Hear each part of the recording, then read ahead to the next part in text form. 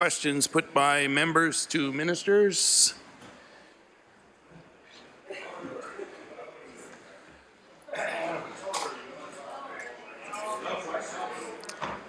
The Honourable Leader of the Official Opposition. Thank you very much, Mr. Speaker.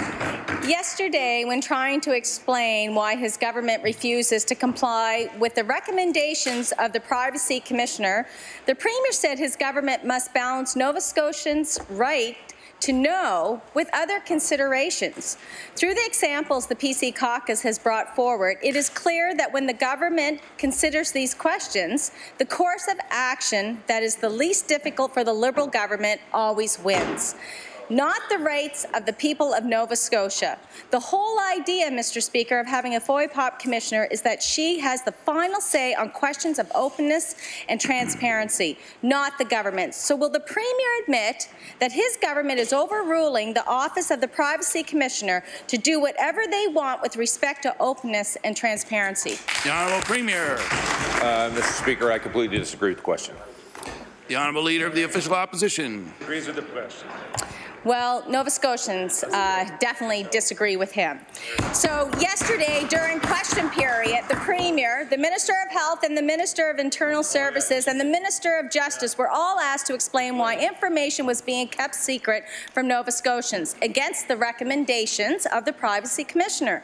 One by one, the Premier and his ministers spoke of wait times and volumes. Of course, wait times and volumes go down when the answer to every FOIPOP request is no. Their glebe responses did everything but answer the questions they were asked. So when it comes to government transparency, does the Premier think the opinions of his ministers trump those of the Privacy Commissioner, or does he just not care what they say? Because it certainly appears that way. The Honourable Premier. Thank you, Mr. Speaker. I want to thank the member for the question. The reality of it, Mr. Speaker, when the FOIPOP officer makes requests, recommendations, many of them are adopted, Mr. Speaker. She would know at the first time our government, it's 82% now, that the FOIPOP requests came in are done within 30 days. It's the highest level, Mr. Speaker, it's been.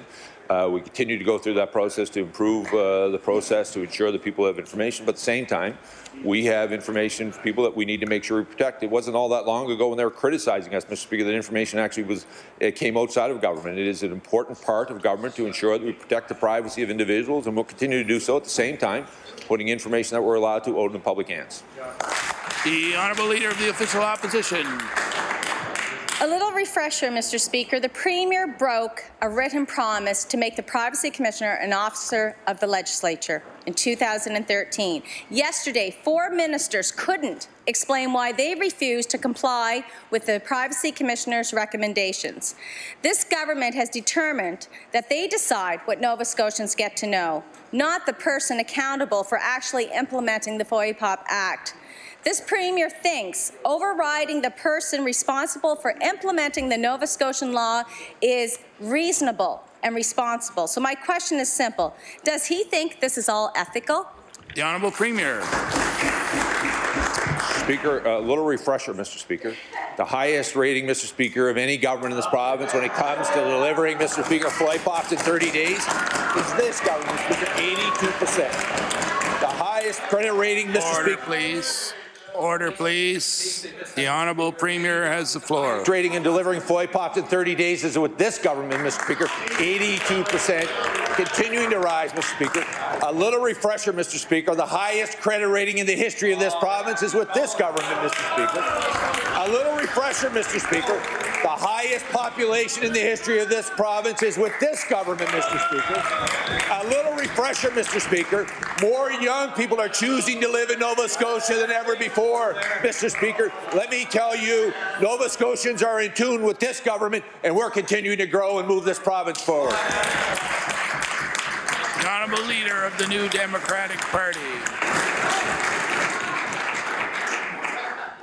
Tuesday morning in Cape Breton, trucks couldn't get in and out for a number of hours from the Donkin mine because people in the fishing industry were forming a blockade. They say that they're willing to come back and do that, again, because they fear that their industry and their livelihood is being put at risk. Now, 2 months ago, in Pictou, in one of the largest demonstrations in recent history in the province, over 1,000 people joined hundreds of people on boats in the harbour because fishers in that part of the province feel that their industry is being put at risk. And on the South Shore, in the last few weeks, quite a number of municipalities have passed motions of concern about under-regulation and offshore drilling because they feel that their way of life is being put at risk. So will the Premier acknowledge that there is a growing province-wide feeling that our bedrock $1.8 million fishery in Nova Scotia is being taken for granted by the government of the province? The Honourable Premier.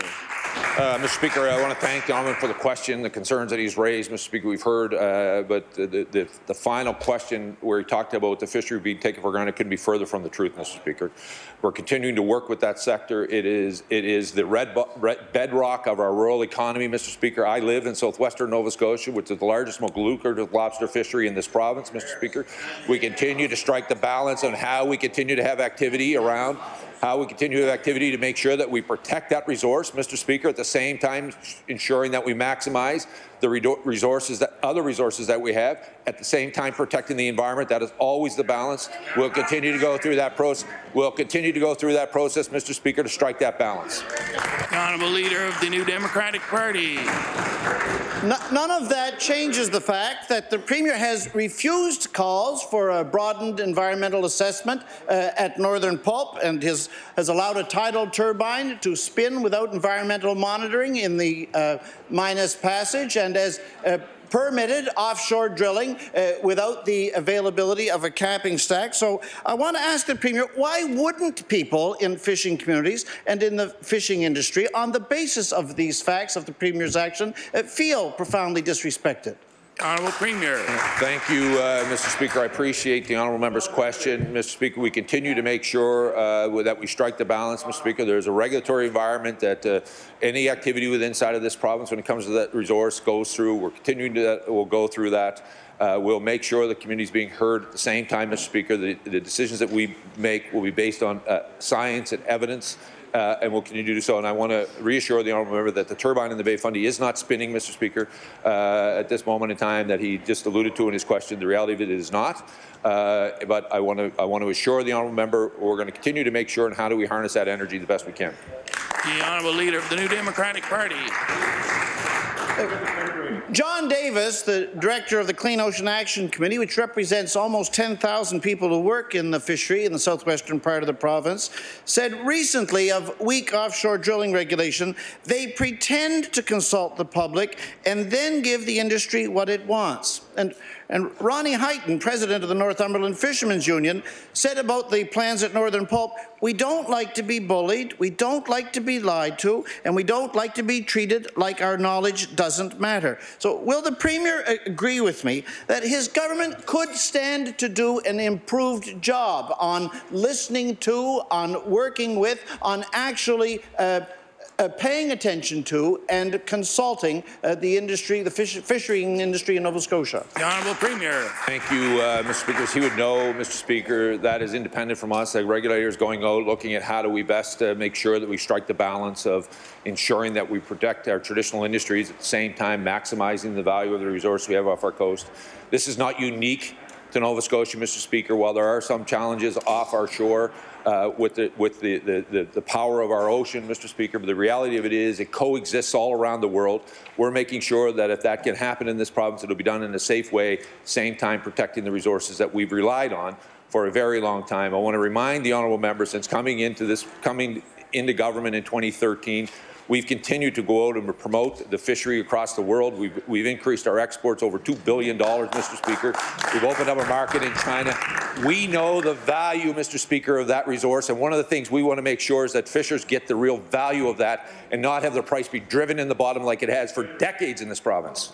Honourable Leader of the Official Opposition. Mr. Speaker, my question is for the Premier. This Premier will go to great lengths to keep information from Nova Scotians, and releasing what the government wants to release and have information on within 30 days is definitely no achievement. Take the case of Ronald Newfield. He had concerns about the fish farm activity close to his property. In 2013, he submitted 5 FOIPOP requests. The Department of Fisheries withheld all or portions of each request. The Privacy Commissioner recommended that the department release all that information. The department refused. Why did the government overrule the recommendations of the Privacy Commissioner in the Newfield case? The Honourable Premier. Mr. Speaker, I want to thank the honourable member for the question. The reality of it is, Mr. Speaker, as I said to her yesterday and again today, each time a FOIPOP comes in, there's the information that we are allowed to put out. There's also proprietary information that was not put out. We always strike the balance, Mr. Speaker. It goes through the FOIPOP protocol within inside of government. They make that recommendation when the FOIPOP officer makes a ruling. It's looked at. If information can be released based on what she said, it's released. If it's a proprietary information, it is not released. The Honourable Leader of the Official Opposition. Mr. Speaker, there's so many cases like this. Mr. Newfield knew the government's actions weren't right, so his only option was to take the government to court. Let that sink in for a moment. A regular citizen had to take his government to court to get information the person hired to administer the FOIPOP law said he should have. In June, in Bridgewater, the Supreme Court upheld the Privacy Commissioner's ruling and ordered the release of the documents to Mr. Newfield. As of yesterday, he still had not received a single page. Is this government planning to thumb its nose at the Supreme Court the way it has at the Privacy Commissioner, or will it release the documents? Mr. Speaker, we respect the FOIPOP officer, Mr. Speaker. We continue to apply. We continue to meet the recommendations she makes. We're continuing to do that. She should be very happy the fact that we take this issue very seriously. 82% of our FOIPOPs are out on 30 days. It's the best record, Mr. Speaker, of any government in the history of this province. So the reality of it is, Mr. Speaker, the reality of it is we're continuing to improve the process. We'll continue to do that. And, Mr. Speaker, we will comply with court's orders as we always do, Mr. Speaker. The Honourable Member for Cape Breton Centre. Mr. Speaker, my question is for the Minister of Health. This weekend, emergency rooms at both the Northside General and the Waterford Consolidated will be closed.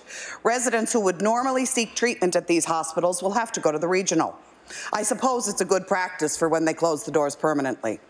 Mr. Speaker, is the Minister trying to put Cape Breton residents through their paces to prepare them for the days when there will be no community hospitals in Cape Breton? The Honourable Minister of Health.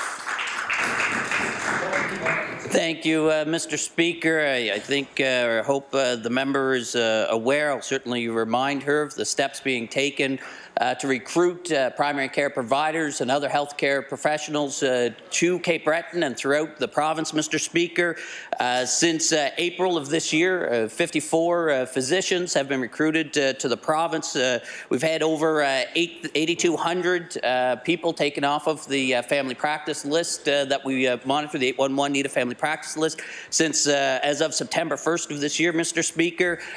We're making changes in our compensation structure, our recruitment initiatives, Mr. Speaker. All of these are steps we're taking for communities like Cape Breton and every community across this province.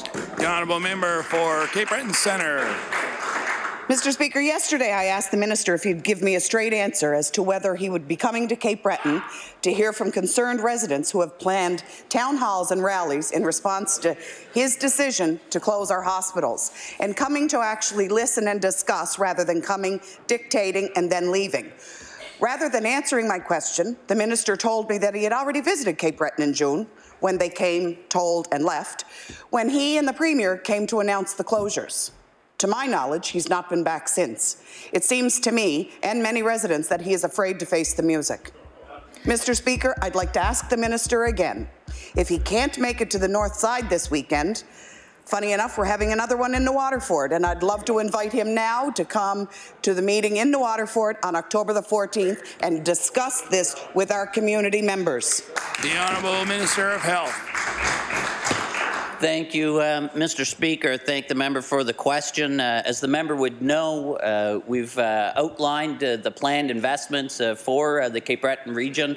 That includes, Mr. Speaker, a new primary health care facility in New Waterford and North Sydney, along with approximately doubling the nursing home long-term care bed capacity in those communities. On top of that, Mr. Speaker, we're going to be refreshing, investing heavily in the emergency departments at Glace Bay and Cape Breton Regional, Mr. Speaker, expanding them to ensure that they're modernized, that they're designed appropriately to service the population, Mr. Speaker. We're doubling the size of the Cancer Centre. We're investing heavily into the healthcare needs of Cape Bretoners, Mr. Speaker, and all Nova Scotians. The honourable member for Northside Westmount. Thank you, Mr. Speaker. Mr. Speaker, the number of ambulances backed up is becoming a very serious concern to many Nova Scotians. We've heard time and time again that this government is very reasonable, open and transparent. Mr. Speaker, a reasonable government should be outraged that it's common to see 10, 12 and as high as 14 ambulances backed up at emergency departments across the province. A reasonable government should be sickened that patients requiring emergency care have to wait because there are no ambulances available. A reasonable government would respect paramedics' concerns and would take every step to correct this problem. The union representing paramedics has requested the Minister to host a healthcare summit to address the offloading issues at emergency departments. So my question to the Minister is, if this is a reasonable government, will this Minister commit to hosting this event with paramedics? The Honourable Minister of Health. Thank you, Mr. Speaker. Well aware of the concerns, Mr. Speaker, and I share those concerns about looking for opportunities to improve the offload times of our ambulances and our hospitals, particularly some of our larger hospitals like here in Metro. Mr. Speaker, that work I've mentioned previously, a lot of great work done at Dartmouth General, changing the way that the emergency department offloads and monitors the patients when they arrive via ambulance, Mr. Speaker. This has been well received both by paramedics and the staff within the hospital system. Mr. Speaker, I've been there. I've toured the facility twice over the summer to hear both from the paramedics and the staff on the front line as well as administrators in the facility. Working with EHS as well as the hospital, they're continuing additional research, Mr. Speaker, to learn how that's benefited and how it can be applied in other hospitals. The honourable member for Northside Westmount. Thank you, Mr. Speaker. It's great that he toured that facility, Mr. Speaker. Maybe he'll come to Cape Breton this weekend and tour a facility that's having a big meeting about health care. And he only has to do it once. Mr. Speaker, the Minister tried to impress this House at his recent ride-along with Nova Scotia paramedics. When asked about this life-changing ride-along, he confirmed that the ride he did take was in fact with an area supervisor, not with paramedics in a 12-hour shift.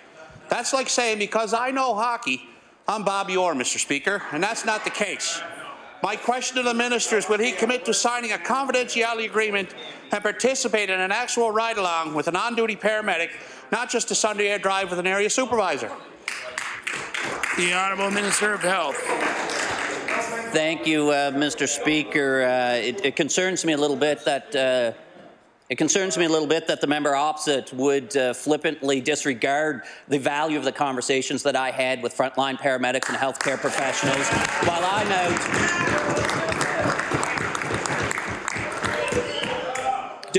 Order, please. The Honourable Minister of Health. During my time, Mr. Speaker, I had the opportunity to speak with many frontline paramedics, Mr. Speaker, during their day, on their shifts, Mr. Speaker. I heard from them their concerns. I've met with the paramedic union representatives, Mr. Speaker. I understand the concerns, and I take them seriously, and we're taking action as well, Mr. Speaker. So that work is ongoing, and not just with paramedics, but all frontline healthcare workers. We respect the work they do, Mr. Speaker, and we'll continue to support them in improving their work environments. The Honourable Member for Queens Shelburne. Thank you, Mr. Speaker. Mr. Speaker, a constituent living in Kempt, my question is to the Minister of Health. A constituent living in Kempt was recently found by his wife lying on the floor unconscious. She frantically called 911 thinking her husband suffered a stroke and waited while it took a staggering 65 minutes for an ambulance to arrive. Luckily, this situation wasn't fatal, but it could have been. If the minister had participated in an actual ride-along with paramedics, he would know exactly what is causing these delays. Mr. Speaker, my question is, paramedics can't choose which calls they are sent to. So why does the Minister of Health believe he can cherry-pick where he goes and still get an accurate assessment of the struggles Nova Scotia paramedics are facing? The Honourable Minister of Health. Thank you, Mr. Speaker. As I've mentioned, I found the tour that I took with paramedics, Mr. Speaker, to talk to them on the front lines during the day, Mr. Speaker, to be quite helpful and informing. Mr. Speaker, this time that I spent out there to talk to the paramedics in their place of work was helpful. It builds upon the meetings that I've had with their union representatives, Mr. Speaker, and with other healthcare professionals. I've taken that information, Mr. Speaker. I've taken what they told me, particularly with respect to the offload times at our larger hospitals, Mr. Speaker, and our emergency departments. I took what they told me about how they were seeing significant improvements in Dartmouth General. I went to Dartmouth General to see firsthand how that system has changed, and I've asked for the work to be done to see with the data how those improvements have impacted the performance, Mr. Speaker, and how we can then roll it out to other hospitals as well. The Honourable Member for Queen Shelburne. Thank you, Mr. Speaker. Mr. Speaker, a reasonable government wouldn't be dismantling the healthcare system piece by piece like this government has done. Now, I understand I'm a newly elected MLA, and I appreciate any advice I can get. So I appreciate the sage advice that I received from the Premier when I stood here advocating on behalf of my constituents, worried about maintaining their full-service Roseway Hospital. But what I really would appreciate is if both of them can join me at the People Over Politics rally this Saturday in Shelburne. Mr. Speaker, I've never been one to give up. My question to the Minister is, will he and the Premier join me at the People Over Politics rally on September 22nd so they both can hear from the concerned residents about the state of the healthcare system in Shelburne? A simple yes or no is all I'm looking for. The Honourable Minister of Health. Thank you, Mr. Speaker. I'm sorry that the member hasn't been listening to my responses, Mr. Speaker. We've been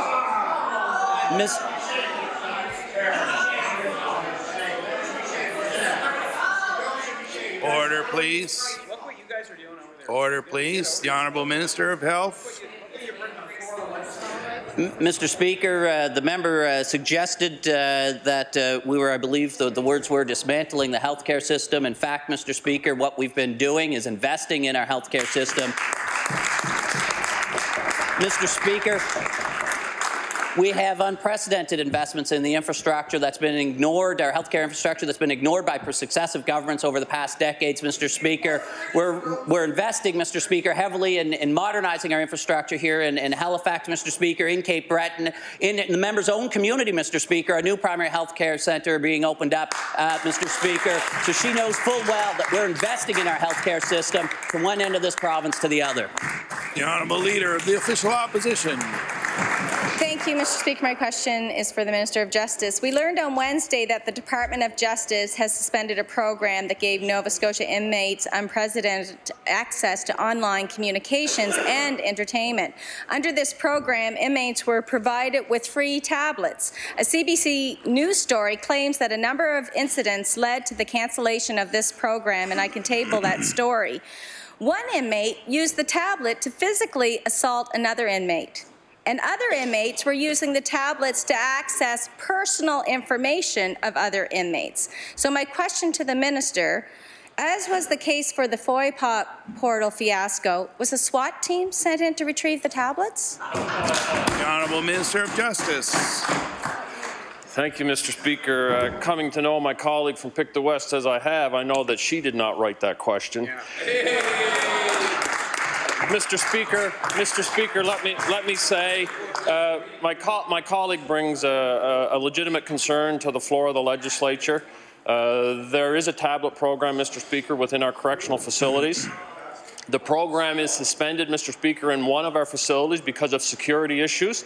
We are working, Mr. Speaker, with our correction officers community and the inmate community to reestablish that, to ensure the safety of employees and inmates within those facilities. The Honourable Leader of the Official Opposition. Thank you very much, Mr. Speaker. The Northeast Nova Scotia Correctional Centre in Pictou County was one of the facilities included in this project. Inmates, again, were given unprecedented access to online entertainment, while Pictou County residents, and many of my constituents, don't have high-speed internet and don't even have cell coverage. I'm left to wonder if the quickest way to get Netflix isn't to commit a crime. Could the minister explain the rationale behind this program and whether the department has any plans to bring it back? The Honourable Minister of Justice. Thank you, Mr. Speaker. I'm perplexed, to be quite honest with you. We're criticized on one hand, Mr. Speaker, by not providing the basic human rights to those inmates within our facilities, and then on another hand, Mr. Speaker, to suggest that service is available within our institutions and not available within the community. We are striving, Mr. Speaker, to provide what Nova Scotians expect to be fair treatment of those in custody. At the same time, Mr. Speaker, the Minister of Business is doing an outstanding job in establishing a foundation to ensure, Mr. Speaker, that we have quality high-speed internet across this province. I want to remind my colleague, in 2008, they committed 100% coverage to Nova Scotians, and they failed. That's right. The Honourable Member for Cape Breton Centre. Mr. Speaker, my question is for the Minister of Labour. Last session, when the government passed amendments to the Labour Standards Code to allow for unpaid leave for survivors of domestic violence, the NDP voiced concerns. Survivors of violence need access to paid time off. They shouldn't be penalized with docked wages for seeking treatment or assistance during a crisis. Mr. Speaker, is the minister prepared to guarantee at least some paid leave to survivors of domestic violence? The Honourable Minister of Labour. Thank you, Mr. Speaker. I'd like to thank the member for the question. Mr. Speaker, as I committed to last time, the department has gone out and done consultation. From my understanding, the consultation will wrap up in October. At that point, we'll have all the information, and I'll be more than happy to, in the next session, bring that information forward and see where we land with it. Thank you, Mr. Speaker.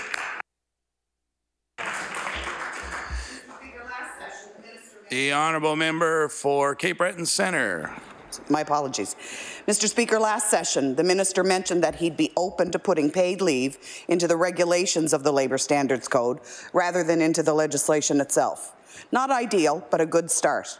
However, we haven't heard anything since then about his plans to make sure workers escaping intimate partner violence don't have to sacrifice putting food on their table. Mr. Speaker, I'd like to ask the minister, can Nova Scotians expect to see paid leave for survivors of domestic violence available before the end of this year? The Honourable Minister of Labour. Speaker, as I mentioned earlier, we are doing consultation. We're actually currently in consultation. We have been doing consultation for quite some time. And Mr. Speaker, I'm not going to make any decisions before finishing consultation. That's the whole point of doing the consultation. So upon having that information, I'll be more than happy to share it with the member and with the legislature. Thank you, Mr. Speaker.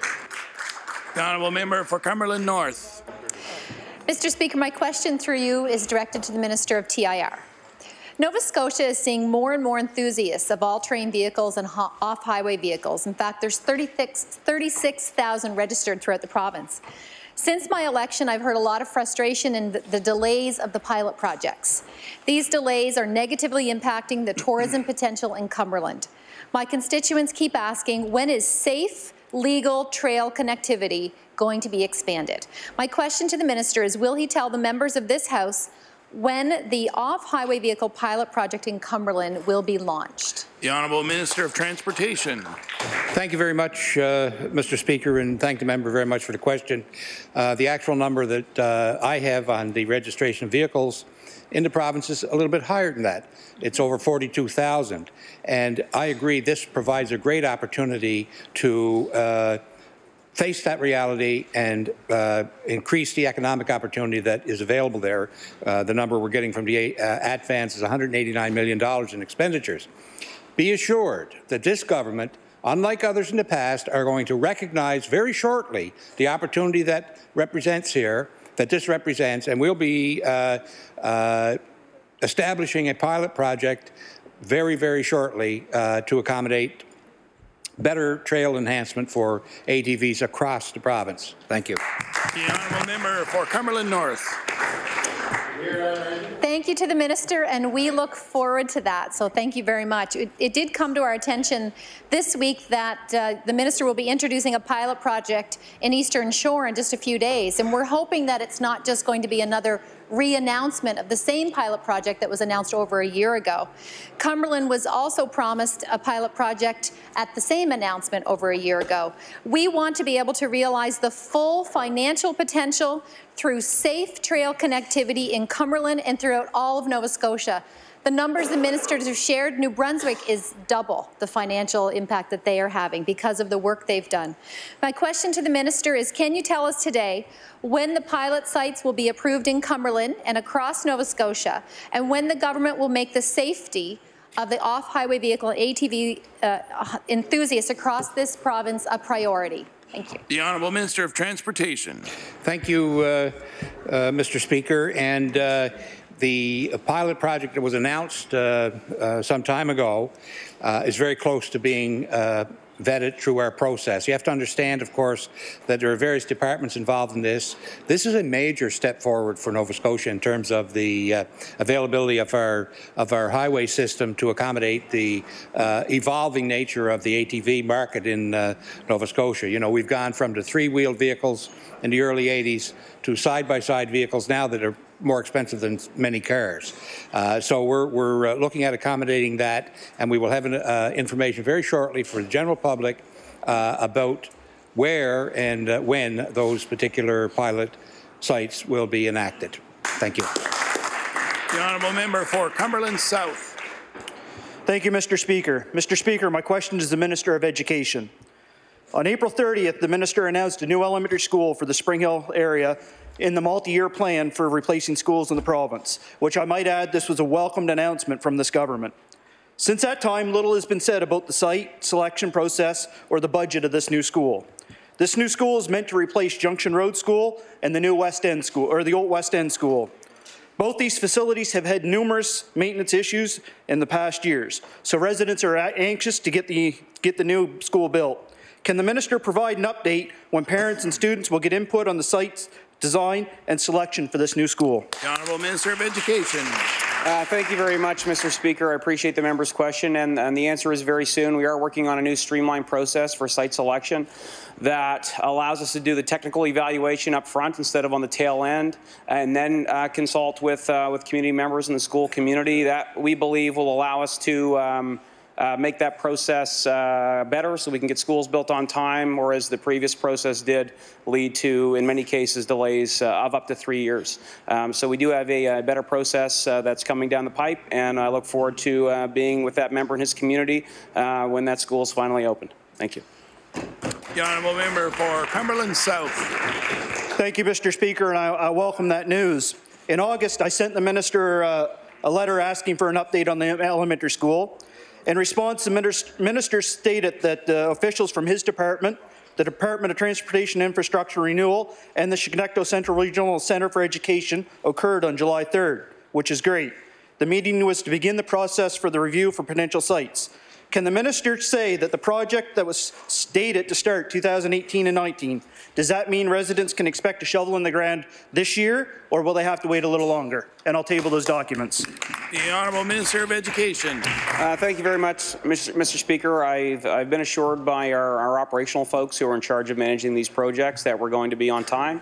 That, of course, has been a concern of our government, a number of ministers, because we have experienced delays in project commencement and completion in many cases. So we're trying to do a better job with that, identify the factors that contributed to those delays, and make sure that we're getting these schools built on time, because a lot of communities, in particular the community of Springville, it's been a long time coming for these new facilities, and I know that these new facilities are going to serve those students in the community for years to come. The Honourable Member for Pictou East. Thank you, Mr. Speaker. My question is for the Minister of Transportation Infrastructure Renewal. The Springville Bridge in Pictou County is a crucial crossing on the East River. Over the summer, the department closed the bridge for some routine maintenance, but I understand that some structural issues were discovered during that process. I wonder if the minister can update the House on the problems that may have been found and what the status of the bridge is. The Honourable Minister of Transportation. Thank you very much, Mr. Speaker, and thank the member opposite for the question.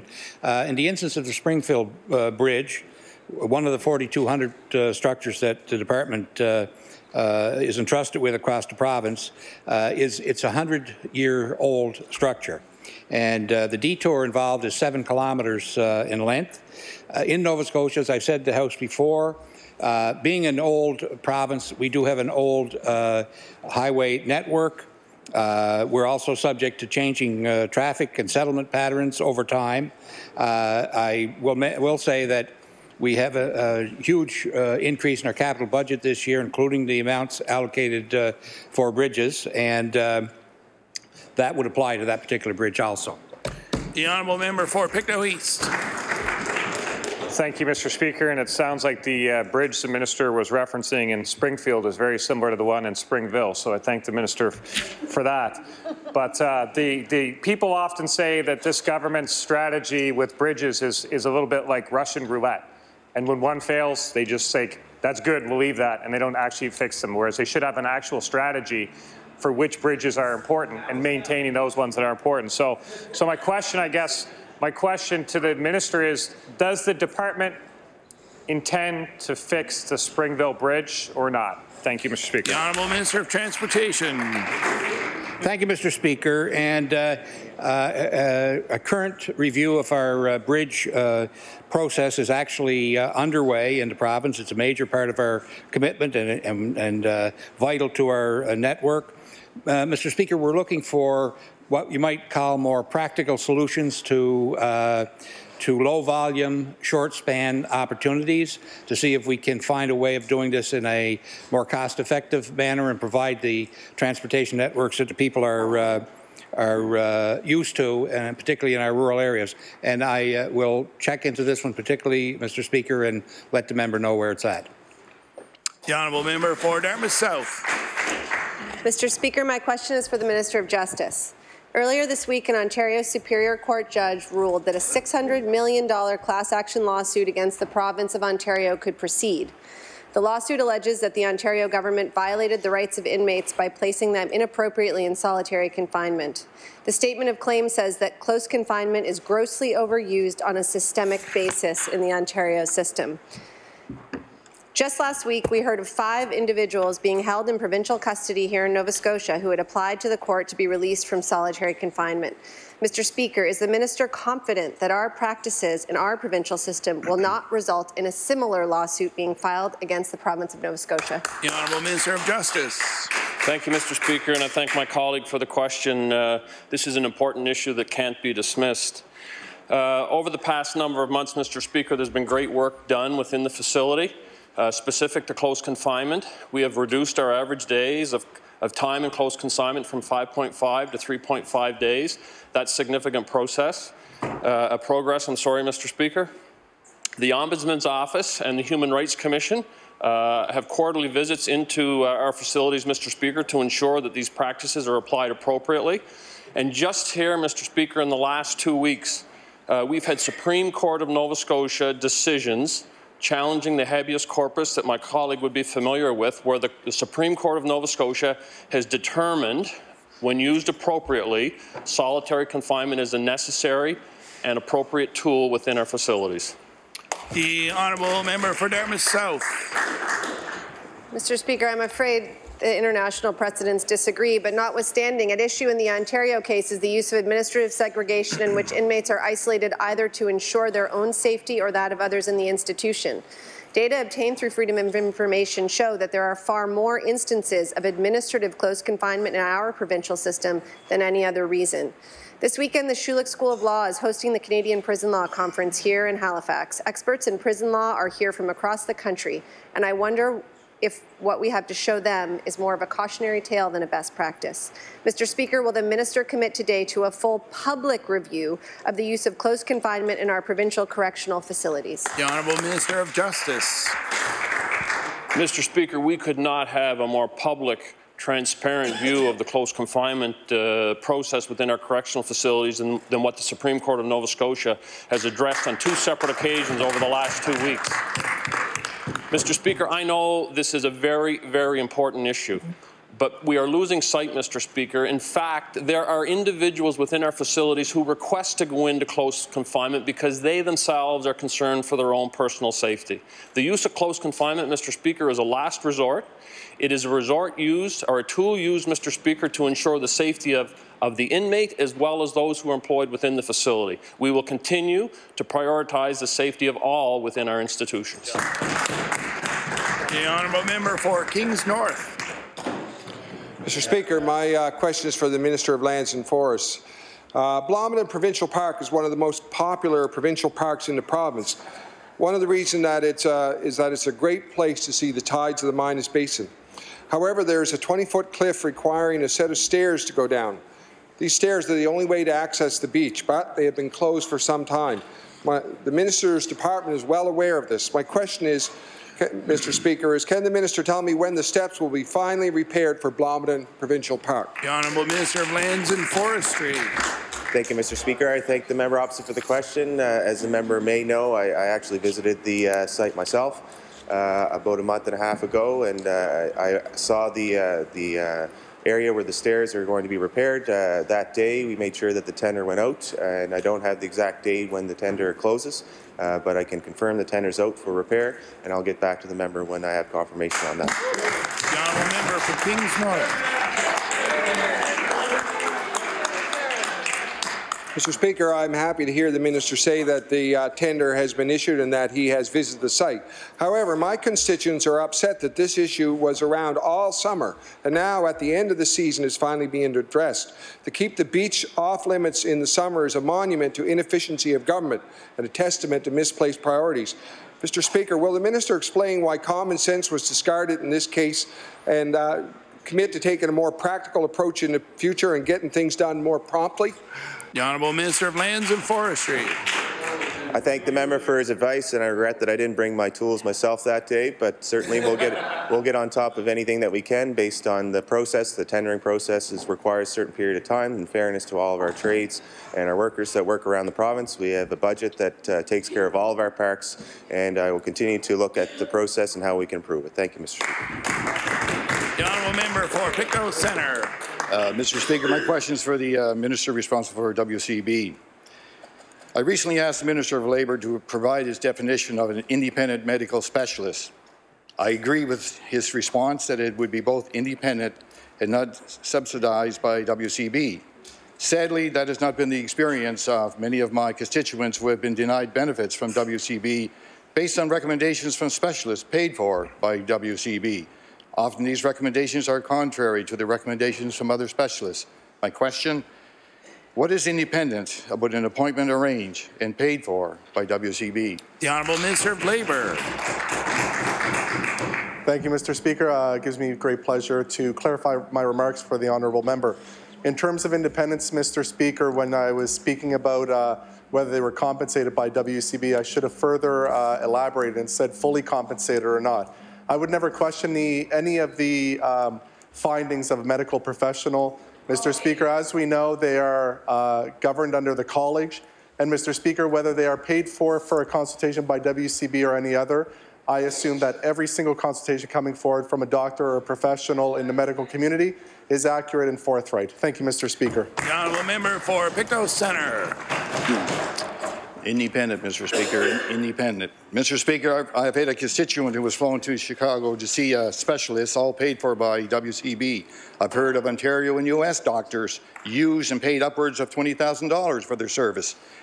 It has been very commonplace that a few weeks later, a letter will come informing individuals that they have been denied benefits based on these doctors' recommendations. Unfortunately, the onus is then transferred to these injured workers to provide new evidence. Question to the Minister, with only 10% of initial applications allegedly approved by WCB, does the Minister believe the WCB adequately represents hardworking Nova Scotians? The Honourable Minister of Labour. Mr. Speaker, I definitely believe WCB adequately represents hardworking Nova Scotians. As well, Mr. Speaker, I'll go a step further. The Department of Labour funds organization, there's one actually in Pictou, which helps individuals who feel that they are not being represented or are not getting the results they want through their workers' compensation board applications. to be able to have them advocate on their behalf. So, Mr. Speaker, we have a balance here. We've struck a proper balance. And any workers who feel that they are not getting the result that they want in terms of what workers' compensation is coming out in regards to their claim, they have avenues of areas that we fund where they can actually go and appeal these decisions. Thank you, Mr. Speaker. The honourable member for Sackville-Beaverbank. Yeah, thank you, Mr. Speaker. Mr. Speaker, recently my constituency office received a visit from a partner of one of my constituents who is actually housebound. Mr. Reg Edwards, the constituent, has actually provided and signed the permission to use his name here in the House, so I will table that, Mr. Speaker. Mr. Edwards has a number of health issues, and he and his partner have recently lost their doctor through no fault of their own. Mr. Speaker, my question to the Minister is, does the Minister have a solution for patients with serious health concerns who are orphaned by the Minister's plan for health care? The Honourable Minister of Health. Thank you, Mr. Speaker. As the member would know, we've continued to listen to our frontline healthcare professionals like physicians through Doctors Nova Scotia, who came forward earlier this year with some recommendations to help address and improve recruitment and retention of physicians in the province.